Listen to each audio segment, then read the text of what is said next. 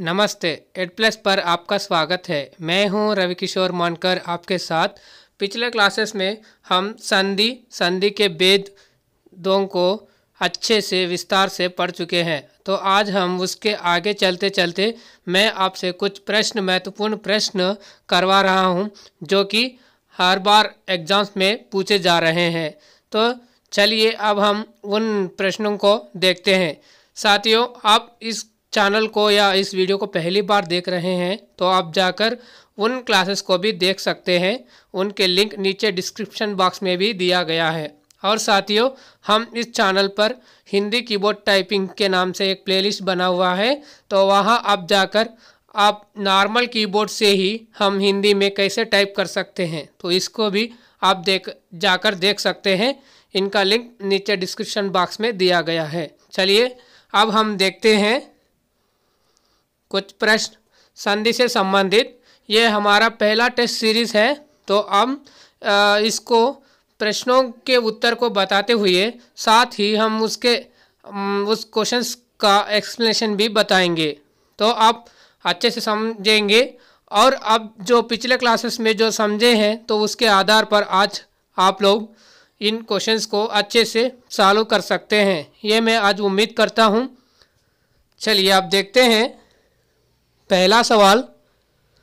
निम्न में से नमस्ते का कौन सा सही संधि विच्छेद है? तो बताइए आप। पहला विकल्प है नमः प्लस ते, दूसरा विकल्प है नम प्लस स्ते, तीसरा है नमः प्लस ते, चौथा है नमस प्लस ते। जरा आप बताइए इसमें से कौन सा विकल्प सही होगा नमस्ते के लिए। इसका सही उत्तर है पहला, नमः प्लस ते। तो आप जरा कमेंट में भी बताइए ये कौन सा संधि के अंतर्गत आता है। चलिए अब हम दूसरा सवाल देखते हैं। निम्न में से कौन सा शब्द दीर्घ संधि का उदाहरण है? प्रश्न फिर एक बार। निम्न में से कौन सा शब्द दीर्घ संधि का उदाहरण है? पहला है महौज, दूसरा है परमेश्वर, तीसरा है विद्यालय, चौथा है निराश।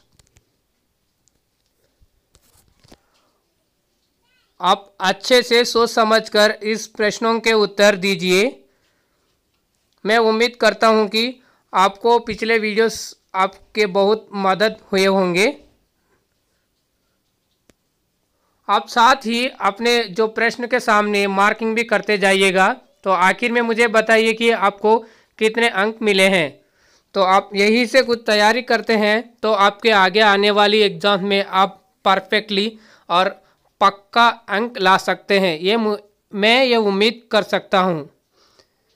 चलिए इसका बताइए कौन सा सही उत्तर है। उत्तर है विद्यालय, तीसरा। देखिए जब हम इसका विच्छेद करके देखेंगे, विद्या प्लस आलय है ना, जो पहला शब्द के अंतिम वर्ण और दूसरा शब्द के पहला वर्ण, इन दोनों को मिलाएंगे तो हमें क्या आएगा? आ। तो वो किसके अंतर्गत आएगा? दीर्घ संधि के अंतर्गत आएगा। चलिए हम चलते हैं तीसरा सवाल। स्वर संधि के कितने भेद हैं? फटाफट से बताइए। ये तो बहुत आसान सब प्रश्न है, तो मैं इसलिए दिया हूँ कि आपको बीच बीच में भी आपको लगे कि सरल है। तो फिर हम चलते हैं कुछ महत्वपूर्ण शब्दों के ऊपर जो बार बार एग्जाम में पूछे जाते हैं। चलिए अब इसका बताइए स्वर संधि के कितने भेद हैं। पहला ऑप्शन में दिया हुआ है 3, दूसरा में 4, तीसरे में 2, चौथा ऑप्शन में 5। आप कमेंट में भी करते जाइएगा कौन सा ऑप्शन सही है, और साथ ही आप नंबर भी बनाते जाइएगा। चलिए इस सवाल का सही उत्तर है 5, चौथा ऑप्शन है 5। तो आप जरा बताइए स्वर संधि के कितने भेद हैं। तो आप यहीं पर बताया गया है कि 5 है, तो आप कमेंट में लिखिएगा वे 5 संधियाँ कौन कौन से हैं। चलिए मैं ही बता देता हूँ। पहला है दीर्घ, दूसरा है गुण, तीसरा है वृद्धि और चौथा है यन और पांचवा है अयादी। ठीक है, आपको याद भी आ गया होगा। चलिए हम चलते हैं अगला सवाल। देखिए, निम्न में से उज्ज्वल शब्द का कौन सा सही संधि विच्छेद है? देखिए, ये आपको बहुत बार पूछा गया है, फिर भी ना छात्र गलत लिखते हैं इस शब्द को, तो इसका विच्छेद भी इतना आसान से नहीं कर पाते हैं। तो मैं आपको इससे जब मैं इसे पढ़ाता था तो उसे मैं आपको अच्छे से समझाया था और ट्रिक भी बताया था, शायद आप उसको नोट भी कर लिए होंगे। तो आप कमेंट में बताइए उज्ज्वल का क्या सही ऑप्शन होगा। यहाँ पर दिया गया है पहला उज्ज प्लस ज्वल, दूसरा उत्त प्लस ज्वल, तीसरा उज्ज प्लस वल, चौथा है वो प्लस ज्वल। फिर से बता रहा हूँ, पहला है उज्ज प्लस ज्वल, दूसरा है उत्त प्लस ज्वल। यहाँ पर आपको जो है, यहाँ पर आपको हलंत लगाना है नीचे। मैं यहाँ पर हलंत नहीं लगाया है, तो आप पिछले क्लासेस में भी देख चुके होंगे कि मैं जहाँ जो व्यंजन संधि पढ़ा रहा था उसमें भी कुछ वर्ण के नीचे हलंत नहीं लगाया था। तो मैं अभी बार बार बता रहा हूँ कि आपको हलंत लगाना चाहिए जब आप नोट्स बनाएंगे या जहाँ व्यंजन संधि पढ़ते हैं, तो वहाँ आपको व्यंजन के नीचे हलंत जरूर लगाना होगा। चलिए आप बताइए इसका सही विच्छेद कौन सा होगा? दूसरा, ये सही है, उत्त प्लस ज्वल, है ना। ता के बाद जो भी ज या झ का वर्ण आकर मेल हो तो वह जो ता रहेगा तो वो पहला वाला जा में बदल जाता है और बदल कर क्या हो जाता है? उज्ज्वल। और मैं अभी आपको यह भी याद दिलाता हूँ कि ये वर्तनी शुद्धिकरण में भी आपको बहुत बार पूछा जाता है। यहीं पर भी छात्र बहुत गलत से लिखते हैं, कुछ ऐसे लिखते हैं उज्ज्वल लिखते हैं, कुछ ऐसे लिखते हैं उज्ज्वल लिखते हैं, है ना। तो यहाँ पर जो सही वर्तनी शुद्धिकरण का हम लिखेंगे तो ये सही है। ठीक है, चलिए अब हम चलते हैं अगले सवाल। महेश्वर्य में कौन सा संधि है? सवाल फिर से, महेश्वर्य में कौन सा संधि है? पहला है व्यंजन संधि, दूसरा है वृद्धि संधि, तीसरा है यण संधि और चौथा है विसर्ग संधि। तो आप जरा याद कीजिए ये किसके अंतर्गत आएगा, ये कौन सा संधि में आएगा? महेश्वर्य। इसको जब विच्छेद करके देखिए, आपको जब विच्छेद करेंगे आपको दो सार्थक शब्द आना चाहिए। तो आप यहाँ पर देखिए, हम देखेंगे लिखकर महा प्लस ऐश्वर्य। देखिए आपको यही से आपको पता लग गया होगा कि, है ना, जब अ के बाद जो ए या ए जो भी आकर मेल हो तब वो किस में बदल जाएगा? इसमें बदल जाएगा, आई। तो जब ये क्या हुआ? वृद्धि हो गया, है ना। तो देखिए अब ये किसके अंतर्गत आता है? ऑप्शन में ये है कि नहीं, देखिए जरा। हाँ, देखिए यहाँ पर है वृद्धि संधि। ठीक है, ये सही होगा। चलिए अब हम चलते हैं अगला।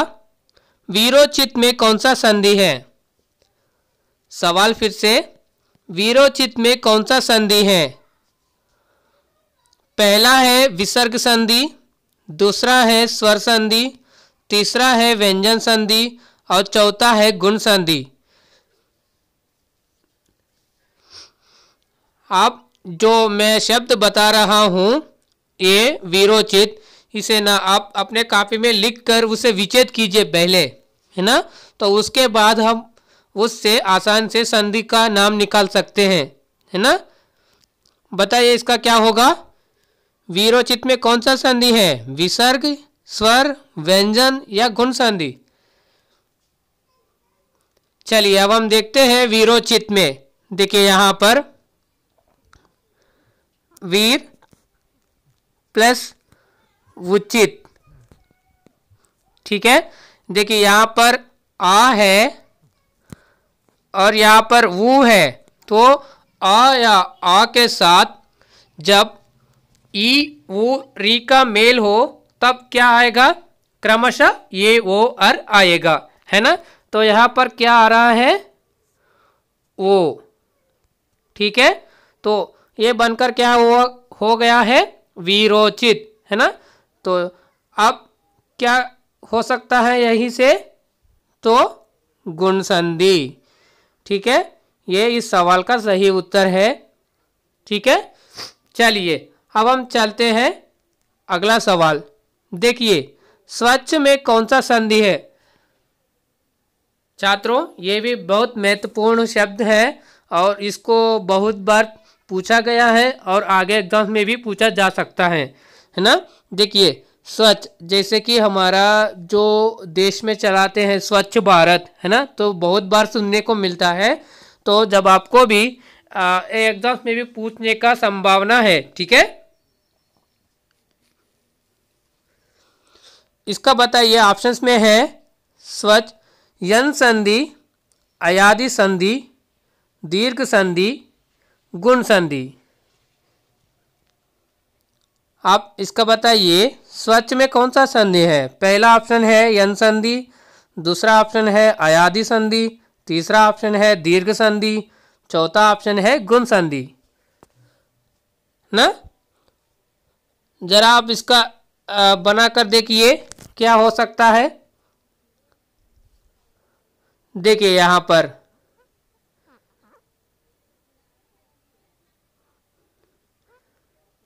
सु प्लस अच, ठीक है। देखिए यहाँ वो है सु के अंदर और यहाँ आ है, समझ रहे हो ना। तो देखिए जब ई वो री के साथ कोई भिन्न स्वर हो, मेल हो, तो तब क्रमशः क्या बनकर आएगा, या वा रा, है ना। तो यहां पर आपको इस शब्द में कौन सा दिखाई दे रहा है आपको, वाह, है ना। तो वाह है तो वो क्या हो सकता है, उसका आंसर क्या हो सकता है। अगर देखिए ई के साथ कुछ भिन्न स्वर, ई के अलावा कुछ भिन्न स्वर जो भी हो, मेल हो, तब वो क्या किस में बदल जाएगा, या में बदल जाएगा। अगर वो के साथ है तो वाह, अगर री के साथ है तो रा, ठीक है। तो आप अब बताइए इसका क्या हो सकता है। पहला क्या है ये, यन संधि, ठीक है। चलिए आप अच्छे से कर रहे होंगे, मैं उम्मीद करता हूं कि आपको अभी तक जो भी किए हैं उत्तर तो वो सही हुए होंगे। चलिए अब हम देखते हैं अगला सवाल। देखिए निम्न में से नयन शब्द का कौन सा सही संधि विच्छेद है, बताइए आप। पहला है ना प्लस अन, दूसरा है ने प्लस अन, तीसरा है नाई प्लस यन और चौथा है ना प्लस एन। देखिए नयन इस शब्द का आप विच्छेद करके देखिए किस में आएगा। इसका सही उत्तर है सेकेंड वाला ऑप्शन, ने प्लस अन। ये कैसे, देखिए जब ये के साथ जो भी स्वर आए, ठीक है, आ या जो भी हो, जब ये के साथ आएगा तो वो क्या होगा, आई, और आई के साथ होगा तो आई, है ना। तो अब देखिए मैं इसको अच्छे से समझाता हूँ। न प्लस ए प्लस अन, ठीक है। यहाँ से हम ने में से ए को बाहर निकाल दिया तो इसके नीचे क्या लगेगा, हलंत, ठीक है। जब हम ये के साथ आ जुड़ा है तो ये क्या बनकर आएगा, आई, ठीक है। जब ये ना के साथ आ रहेगा और यहाँ पर ना ज्यों का त्यों उतर जाएगा और ये कुल मिलाकर क्या होगा, नयन, ठीक है। चलिए अब हम चलते हैं आगे। जगत जननी शब्द में कौन सा संधि है? सवाल फिर से, जगत जननी में कौन सा संधि है? पहला ऑप्शन है व्यंजन संधि, दूसरा ऑप्शन है दीर्घ संधि, तीसरा ऑप्शन है स्वर संधि और चौथा ऑप्शन है विसर्ग संधि। जब आप कॉपी में इस शब्द को लिख कर ना संधि विच्छेद कीजिए तब आपको अच्छे से समझ में आ गया होगा। यहाँ पर जो मैट्रिक बताया हूँ तो उसके अपना करना आप इसको आसानी से हल कर सकते हैं। तो आप अभी से कर चुके होंगे। तो इसका सही उत्तर है पहला वाला। क्या है ये? व्यंजन संधि, ठीक है। दीर्घ संधि में तो नहीं आएगा और स्वर संधि में तो नहीं आएगा और विसर्ग संधि में भी नहीं आएगा। देखिए अब हम इसको विच्छेद करके लिखेंगे तो क्या आएगा, जगत प्लस जननी, है ना। देखिए ये ता के साथ जा जुड़ गया है तो ये ता किस में बदल जाएगा, जा में। व्यंजन संधि के कुछ नियम बताया था, उन नियमों से एक नियम ऐसा भी कहता है जब ता के साथ जा या जा का मेल हो तब ता किस में परिवर्तन हो जाएगा, जा में। तो किस में बदल जाएगा, जा में। तो आखिर में क्या होगा, आखिर में क्या बनकर आएगा, जगत जननी। जो दूसरा शब्द है वो जौ का त्यों नीचे उतर आएगा और यह जगत जननी बनकर आएगा। तो अब ये भी समझ में आ गया होगा, आपका भी सही हुआ होगा। चलिए अब हम देखते हैं अगला सवाल। निम्न में से निष्कलंक शब्द का कौन सा सही संधि विच्छेद है? सवाल फिर से, निम्न में से निष्कलंक शब्द का कौन सा सही संधि विच्छेद है, इसका बताइए। देखिए यहाँ पर आपको 4 ऑप्शंस दिया गया है कि जैसे है, पहला है निश प्लस कलंक, दूसरा है निह प्लस कलंक, तीसरा है नि प्लस कलंक और चौथा है नि तालोश प्लस कलंक। बताइए आप इस सवाल का सही उत्तर क्या हो सकता है। साथ ही आप कमेंट में भी बताते जाइएगा सही आंसर क्या क्या है और अपने कॉपी में मार्किंग करते जाइएगा। तो मुझे आखिर में बताइए आपका कितने अंक आए हैं, ठीक है। चलिए इसका सही होगा सेकंड वाला, है ना। तो ये किसके अंतर्गत आएगा, विसर्ग संधि के अंतर्गत आएगा। देखिए जब विसर्ग के साथ का या ट ठ या पा फा का मेल हो तब वहाँ पर विसर्ग श में, षटकोण वाला श या मूर्धन्य श में बदल जाता है। तो इसके हिसाब से हमारा इस सवाल का उत्तर होता है सेकंड, निह प्लस कलंक, ठीक है। चलिए अगला सवाल। सद्भावना शब्द का सही संधि विच्छेद क्या है? सवाल फिर से, सद्भावना शब्द का सही संधि विच्छेद क्या है? पहला है सत प्लस भावना, या ता के नीचे हलंत लगा लीजिए, जब दा के नीचे भी हलंत लगा लीजिए, यहाँ पर हलंत लगा लीजिए, ठीक है, क्योंकि आपको ये समझ में आ गया होगा कि ये किस संधि के अंतर्गत आता है ना? तो ये आता है व्यंजन संधि के अंतर्गत। चलिए अब बताइए इसका सही उत्तर क्या हो सकता है। विकल्प देखिए, पहला है सत प्लस भावना, दूसरा है सद प्लस भावना, और तीसरा है सदब प्लस आवना, और चौथा है सा प्लस भावना। फटाफट से आप इसका जो नियम बताया था मैं उसको याद कीजिए और इस सवाल का सही उत्तर बता दीजिए। इसका सही होगा पहला, सत प्लस भावना, है ना?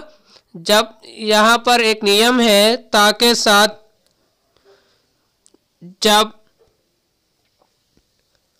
कोई भी व्यंजन का मेल हो तो तब क्या होगा, ता के तीसरा वर्ग के अंतर्गत बदल जाता है। जैसे कि ता वर्ग में तीसरा कौन सा वर्ण व्यंजन होता है?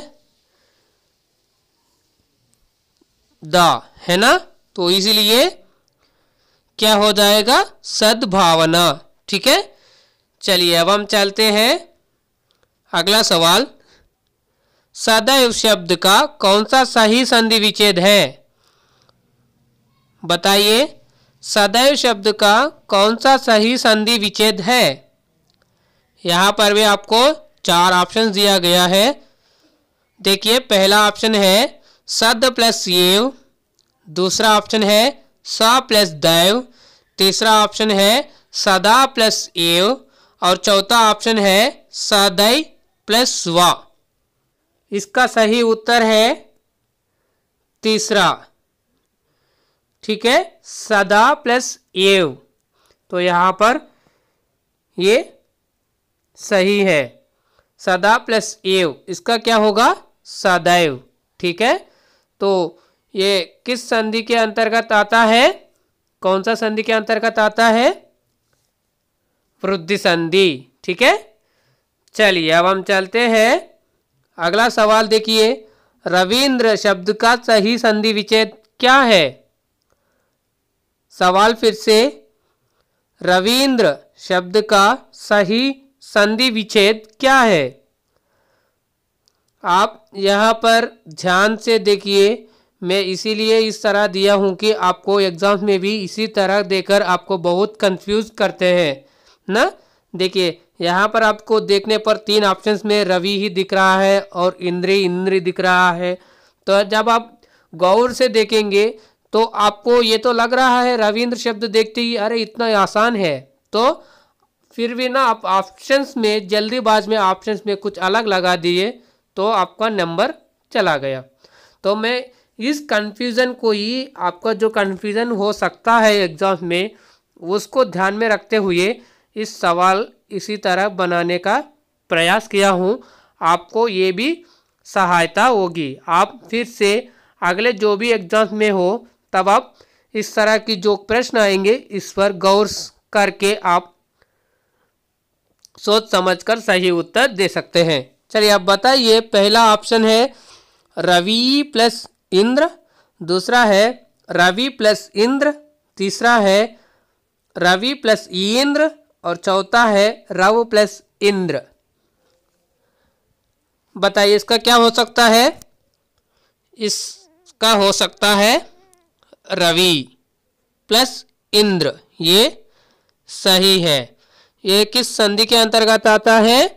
तो दीर्घ संधि। ठीक है, चलिए अब हम चलते हैं, नीरस शब्द का सही संधि विच्छेद क्या है? ये शब्द को भी बहुत बार पूछा गया है संधि में। जैसे तो और यहाँ पर इस तरह जो संधि है, विसर्ग संधि है, तो इससे बहुत कम पूछा जाता है, तो आप फिर भी ध्यान से करना होगा।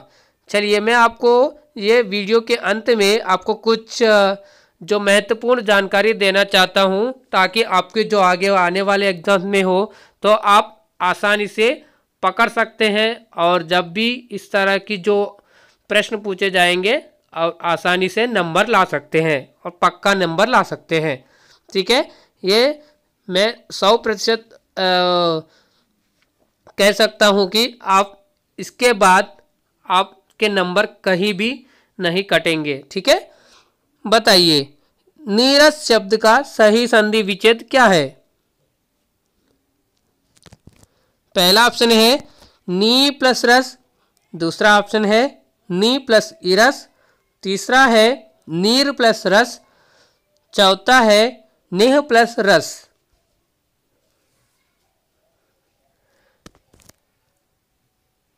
मैं जब विसर्ग संधि पढ़ा रहा था तो मैं उस संधि के अंतर्गत जो नियम बताया था, एक नियम, उसे ट्रिक के साथ विस्तार से आपको समझाया था, है ना?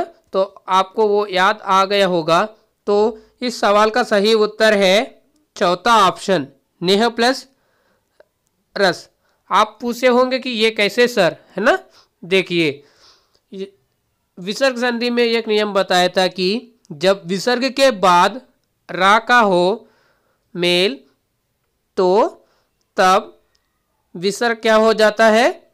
लोप हो जाता है। तो फिर जो विसर्ग के पहले जो भी स्वर है उसका दीर्घ रूप में बदल जाता है। ठीक है, देखिए अब मैं इसको समझाता हूं। निह प्लस रस, ठीक है, यहाँ पर रा आया है तो ये विसर्ग लोप हो जाएगा, और यहाँ पर नी विसर्ग लोप, जो दूसरा शब्द है रस, ज्यों का त्यों नीचे उतर आएगा, और इसे हम मिलाकर लिखेंगे तो क्या बन जाएगा? नीरस।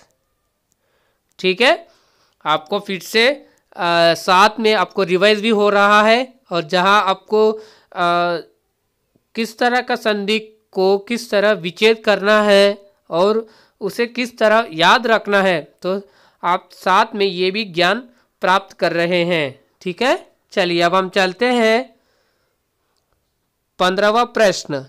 चिन्मय शब्द का सही संधि विच्छेद क्या है? सवाल फिर से, चिन्मय शब्द का सही संधि विच्छेद क्या है? यहाँ पर आपको 4 विकल्प दिया गया है। पहला है चित्त प्लस मय, दूसरा है चिन्ह प्लस मय, तीसरा है ची प्लस नमय, और चौथा है चिन्ह प्लस या।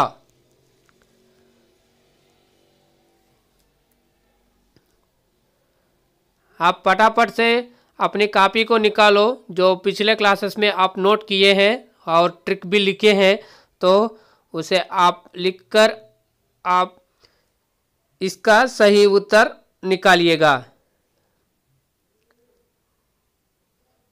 इसका है सही उत्तर पहला, चित्त प्लस मय, है ना?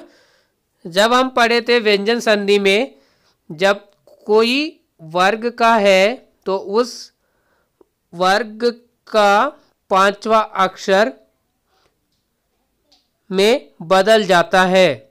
देखिए, अगर ता है, ये ता किसमें बदल जाएगा? 5वां अक्षर ना में बदल जाएगा।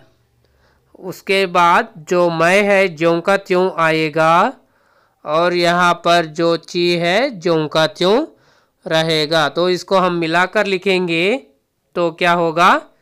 चिन्मय।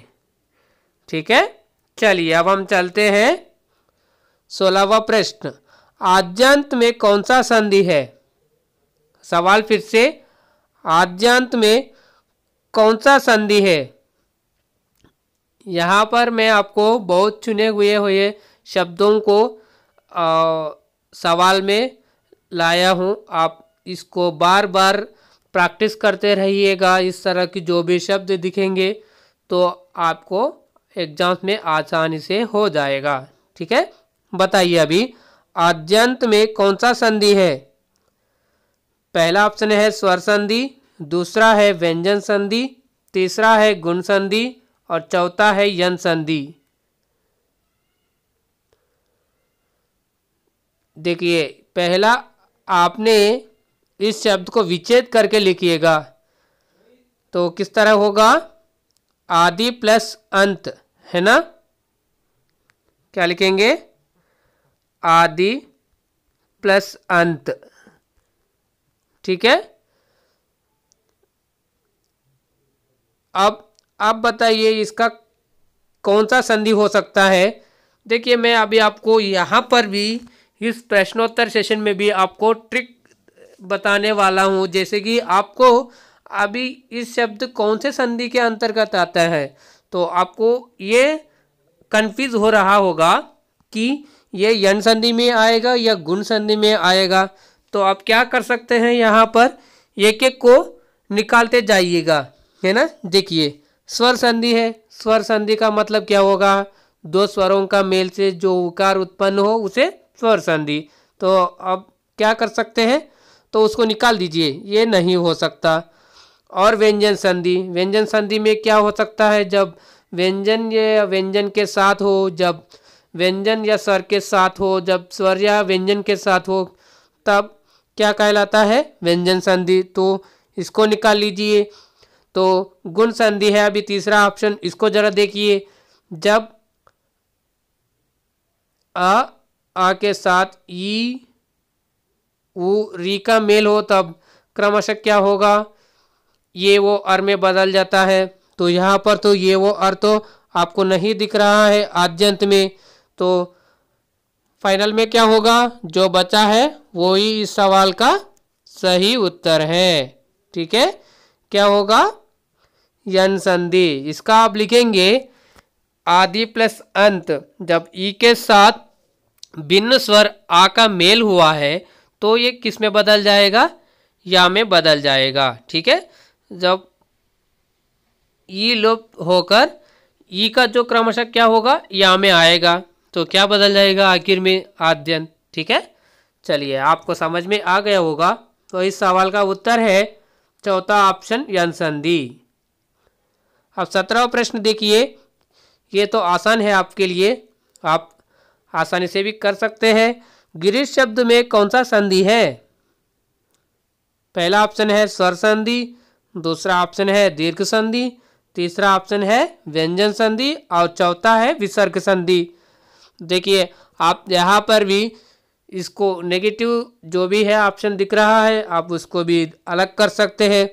गिरीश है, उसमें तो ये वो अर्क नहीं लग रहा है, तो गुण संधि, तो यहाँ पर तो गुण संधि नहीं है, तो इसमें आपको विसर्ग का कुछ भी चिन्ह नहीं दिखाई दे रहा है, तो आप इसको भी हटा सकते हैं।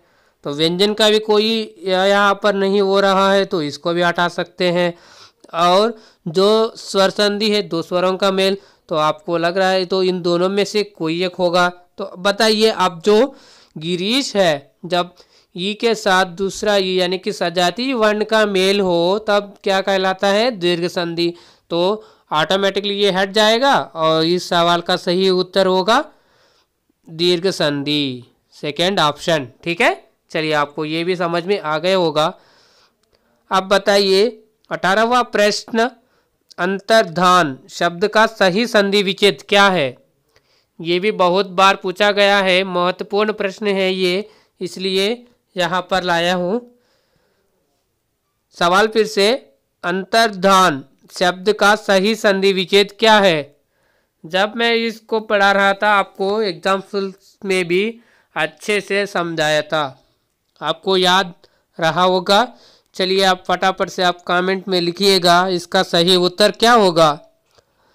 देखिए, यहाँ पर ऑप्शन दिया गया है। पहला ऑप्शन है अंतर प्लस धान, दूसरा है अंत प्लस रधान और तीसरा है अंत प्लस दान और चौथा है अंतरद प्लस अन। देखिए, आपको यहाँ पर मैं ऑप्शंस को ऐसे लेकर आया हूँ कि जब क्या है संधि मतलब दो सार्थक शब्दों का मेल हो, है ना। आपको जब भी एक शब्द दिखाई देगा तो उससे आपको क्या है दो सार्थक शब्द निकल कर आना चाहिए। तो आप उसके हिसाब से तो देखेंगे, आपको लग रहा है अंतर तो एक अलग अर्थ है और दान भी अलग अर्थ है। तो चलिए, तो आप उसको ऐसे ही रहने दीजिए। तो अंत मतलब दूसरा ऑप्शन में अंत तो सीख है, तो उसका जो दूसरा शब्द है रधान, तो इसका कोई अर्थ नहीं है, तो इसको हटा दीजिए। ठीक है।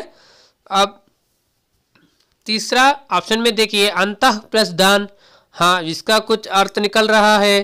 तो देखेंगे फिर से चौथा क्या है अंतरद प्लस अन। अंतरद इसका क्या मीनिंग है, तो हम इसे भी हटा सकते हैं। तो अभी है अंतर प्लस दान और अंत प्लस दान। तो आपको ये लग रहा है इन दोनों में से आपको और भी बेहतर ऑप्शन लग रहा है ये तीसरा वाला अंत प्लस दान। ये कौन सा संधि है, ये सही है और ये संधि आता है विसर्ग संधि। ठीक है। चलिए 19वां प्रश्न है उद्धार शब्द का सही संधि विच्छेद क्या है। सवाल फिर से, उद्धार शब्द का सही संधि विच्छेद क्या है। ऑप्शन देखिए, पहला ऑप्शन है वुद्ध प्लस धार, दूसरा है वुद्ध प्लस हार और तीसरा है वुत्त प्लस धार और चौथा है वुत्त प्लस हार। जहाँ पर आपको व्यंजन दिखाई दे रहा है आप हलंत लगा लीजिए। ठीक है, मैं आपको पहले से ही शुरुआत से ही बता रहा हूँ कि व्यंजन के नीचे हलंत लगाइए। ठीक है। देखिए वुद्ध प्लस धार, यहाँ पर आपको बहुत कंफ्यूज करते हैं एग्जाम में, इसी तरह तो आपको सोच समझ कर देना है। तो मैं आपको एक नियम भी बताया था, जब ता के साथ हा का मेल हो तब क्या होगा, ता दा में बदल जाएगा और हा धा में बदल जाएगा। तो इसके हिसाब से आपको अभी समझ में आ गया होगा कि इस सवाल का कौन सा सही उत्तर है। तो ये है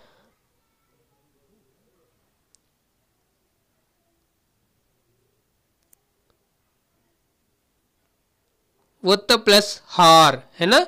तो अभी ही मैं बताया था जब ता के साथ हा का मेल हो तब ता किस में बदल जाएगा, दा में। देखिए वुत्त प्लस हार जब इसमें से हम निकालेंगे तो ये क्या होगा, धा और ये ता दा में और यहाँ जो वो है जों का त्यों आएगा और यहाँ पर अलंत है तो यहाँ पर भी अलंत है। तो इसमें से हम आ को अलग कर दिया है तो यहाँ पर दा के नीचे हलंत होगा और यहाँ जो बचा है जों का त्यों अर। ठीक है, तो अब हम इसको मिलाकर लिखेंगे, ये क्या होगा धा, यहाँ पर जो है बचा हुआ है वो इसको लगा देंगे और यहाँ पर जो बचा हुआ है अर, तो अर को हम द के साथ जोड़ दिया है तो तब निकल कर क्या आएगा, उद्धार। चलिए 20वां है, यही आपका अंतिम प्रश्न है। ठीक है, पवन शब्द का सही संधि विच्छेद क्या है। यहाँ पर आपको चार ऑप्शन दिया गया है, पो प्लस अन, दूसरा है पौ प्लस अन, तीसरा है पा प्लस वन और चौथा है पौ प्लस अन। ये शब्द भी बहुत बार पूछा गया है और भविष्य में भी इसको बहुत बार पूछा जा सकता है, तो इसीलिए मैं इस यहाँ पर इसको लाया हूँ। तो आप इसे अच्छे से सोच समझकर इस प्रश्न का उत्तर दीजिए, कौन सा सही होगा। देखिए आप यहाँ पर विच्छेद दिया है, अब उसको जोड़ कर देखिएगा, है ना। एक नियम हमने स्वर संधि के अंतर्गत एक जगह पर देखा गया है। ठीक है, जब ओ के साथ जब कोई भी स्वर का मेल हो तब क्या होगा, औ, है ना। जब औ के साथ जो स्वर होगा तो वो उसका क्या होगा, रूप आव, है ना। तो आपको अभी याद आ गया होगा, तो फटाफट से आप इसका लगाइए। इसका है सही उत्तर पहला, पो प्लस अन, पवन। ठीक है,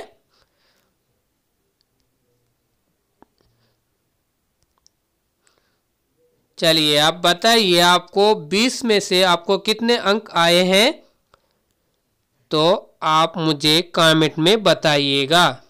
ठीक है, कुल मिलाकर बात यह है, move forward with positive vibrations. जीवन में हम हर दिन कुछ ना कुछ नया सीखते रहते हैं, तो उसे हम अपने जीवन में अपना कर आगे चलकर एक अच्छा जीवन जीने के लिए प्रयास करना चाहिए।